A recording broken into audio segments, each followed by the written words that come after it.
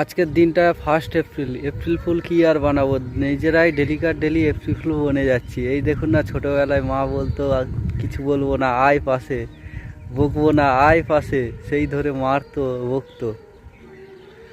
বাসের contractor daily বলবে বাস খালি আছে, পুরো সিট খালি ভেতরে, ডেলি এপ্রিল ফুল বানাচ্ছে।